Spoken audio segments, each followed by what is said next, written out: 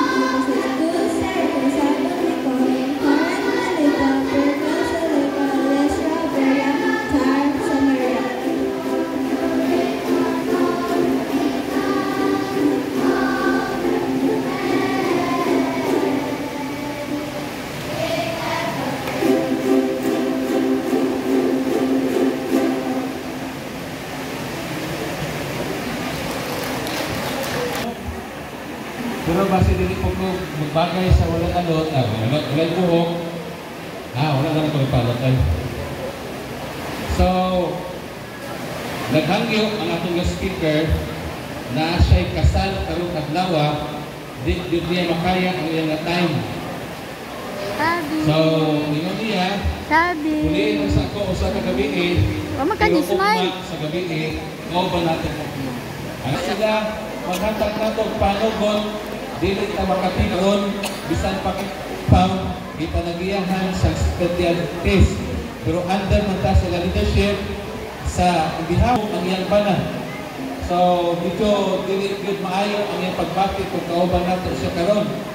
So on behalf of our barangay captain na sa gipadala nga tulong ka mga barangay kagawad, ato sila pakpakan mga kaigsunan, si Kagawad Warley Banagudos, si Kagawad Paulino Abi Jr. o si Kagawad Friday Grifalde. Daghang salamat mga barangay kagawad, honorable barangay kagawad sa tambong sa tuang meeting karong gabi.